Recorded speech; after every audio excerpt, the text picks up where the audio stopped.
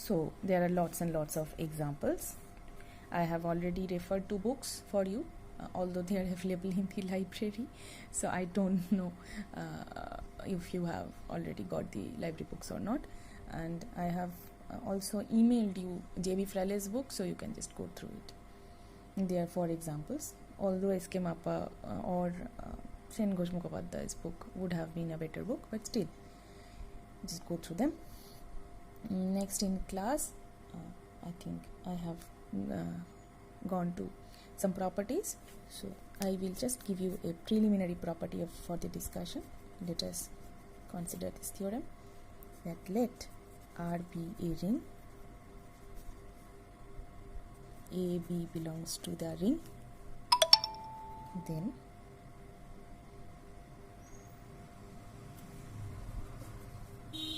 A dot 0 equals to 0 dot A equals to 0, A dot minus B equals to minus A dot B equals to minus AB, minus A into minus B equals to AB. Now, why these 3 properties are important? Because here first property is 0 element or additive identity. What's the relation of an additive identity with respect to the second binary operation, that is multiplication? Or what is the relation of the additive inverse with any other element with respect to the second binary operation, that is multiplication? So these relations have to be, they are not defined. They are out of those axioms which I have defined. So therefore they need to be proved. Now you should be very clear about these things, that when I am studying an abstract structure, there except those 7 axioms I do not know anything. So if any property has to be satisfied, they has to be satisfied with only those 7 axioms. So if any other axiom has to be satisfied, we have to prove it, because we do not know the existence of any other property except those 7 axioms. So these are outside the 7 axioms. We will utilize those 7 axioms to prove them.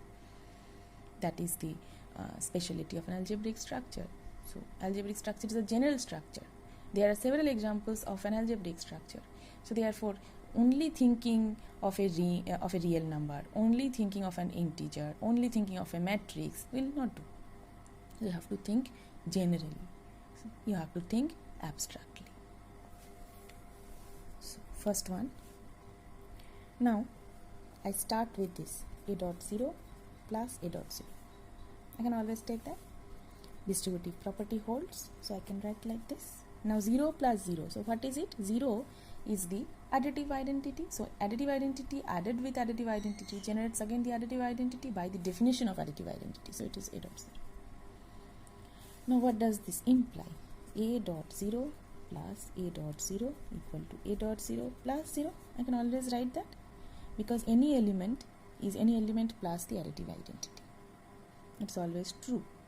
Now therefore we can say A dot 0 equal to 0. Why? By the property that R plus is a group. Now since R plus is a group, I think you have already studied groups. So therefore you can generate this, that R plus is a group. Therefore cancellation law always holds for a group. So I have just used left cancellation.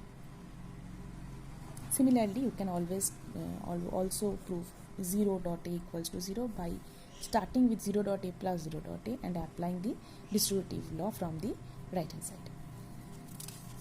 Okay. Next, the next proof. So what was the next proof? See the proof 2. A dot minus B.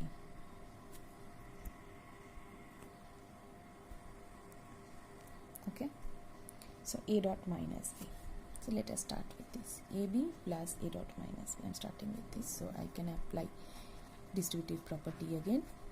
Now this is the additive inverse of B, so I can write A dot 0, which is 0. Similarly, I can also show, so from this, or I can show opposite way also, that A into minus B plus AB is 0, but this is not needed, because with respect to addition, R is a commutative group, because R is a ring, so therefore this holds automatically. So what is the conclusion from here, that A into minus B is what? Minus of AB. How are we generating this? Why minus of AB? Because this plus this is giving you additive identity. That means this is the inverse of AB, or AB is the inverse of this. So that is what I have written, that this is inverse of AB. So like that we can prove also that minus A into B equals to minus AB by similar logic and similar distributive law application. So like that I have already generated the theory, the proofs with you. I have already given you the proofs in the class notes, so just refer to them and see if you are understanding them. Now, so this property is important. Next I come to the definition of idempotent element in a ring. So what is it meant by an idempotent element in a ring? So idempotent element.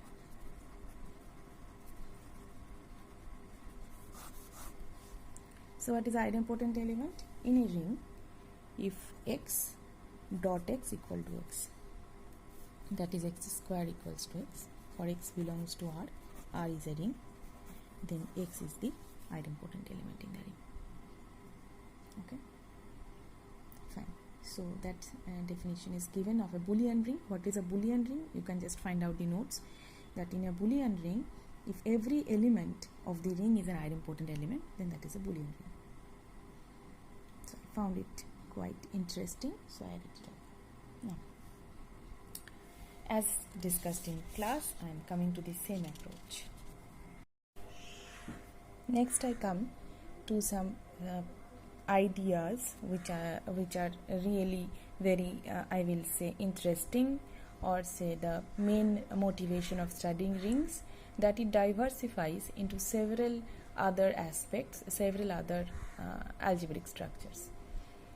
So now, so far I have discussed with respect that R plus dot is a ring, where with respect to plus it is certain axioms, with respect to dot it has certain axioms. Now with those axioms I have added some more axioms and just got some few structures: commutative rings, rings with unity, commutative rings with unity, and so on.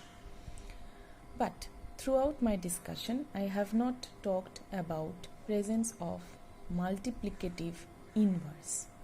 I told about additive inverse, so you can understand what is meant by multiplicative inverse. It is just the inverse presence with respect to the second binary operation dot. But I have not told about the presence of multiplicative inverse throughout.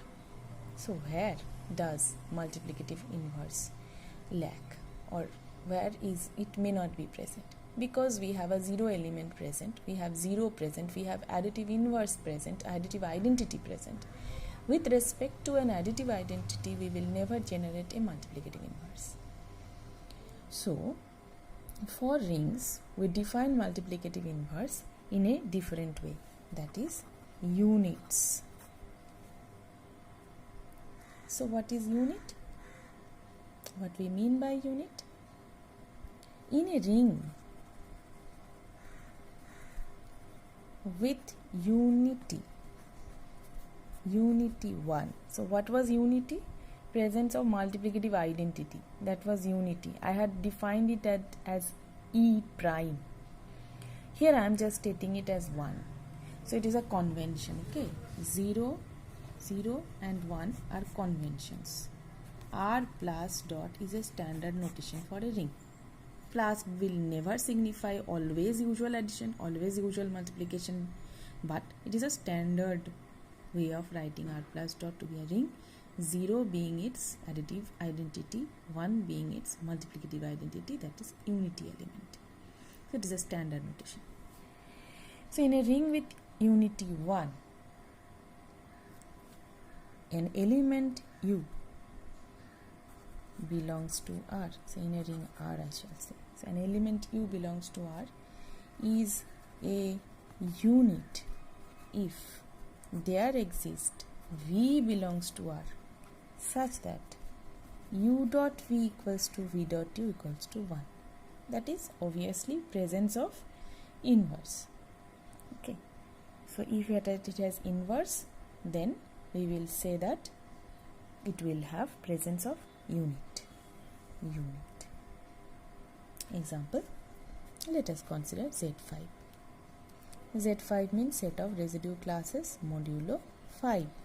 So it will have these classes up to remainder 4. Now let us see if they are having units or not. Now none will have unit. 0 is never a unit. 0 class is never a unit because we can multiply no class so that it becomes 1. I have already defined the class addition and class multiplication operations of Zn. So you can go through that video and just see what is meant by class addition and class multiplication and what are actually they, because I will be utilizing them. So I will basically utilize class multiplication. So with class 1, if I multiply class 1, then it will generate class 1.1, that is 1.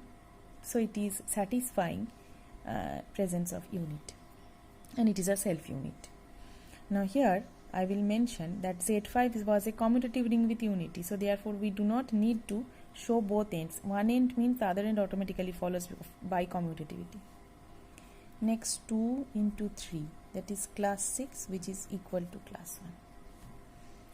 4 into 4 means class of 16, 4 into 4, that means 5 3s are 15, so class 1. So what we find is 2 is a unit, 3 is a unit, 1 is a unit, and 4 is also a unit. So what we basically identify is all the non-zero classes are unit, but the zero class is not a unit. Next I come to the operation Z6. So in Z6 we will have just one class more than class 4.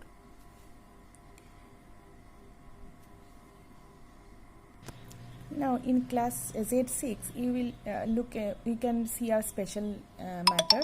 I have also discussed in class that 0 class of course does not have a unit. 1 class of course has a unit, class 1 itself. Class 2 into 3, 6, which is class 0. Class 2 into class 4 is class 8, which is class 2. Class 2 into class 5 is class 10, which is divided by 6, so class 4. So what we observe is 2 is not a unit. 3 with respect to 2, no. 4, so 12, which is class 0. So 3 is not a unit. Now 4 with respect to 4 is class 16, so 6 2s are 12, so 4. It is not an unit. 4 into 5, 3 into 5 is also not a unit, okay. 3 into 5 is class 15, which is again class, I think, 3. Yes. So it is not a unit. 4 5s are class 20, still not a unit. 5 5s are 25, so 25 class means class 1. 6 4s are 24, so 5 class. So this is a unit, 1 is a unit, whereas 2, 3, 4 are not units by the definition of units. So what do you observe? That being Zn only, two different structures, two different ends create two different structures.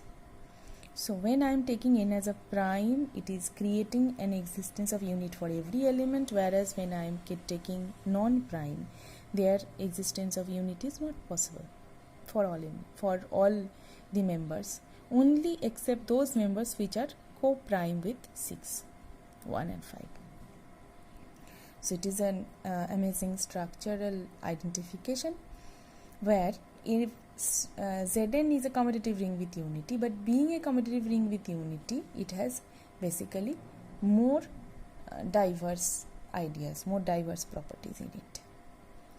So we have to learn those properties. Not only that, we have identified a more interesting property here with 2, 3 and 4, that with respect to some non-zero elements we are getting a 0 element. With respect to operation of a non-zero element we are getting a 0 element, which does not happen in general. that if we take two say real numbers which are non-zero, multiply them and we are getting a zero real number. So it is never possible.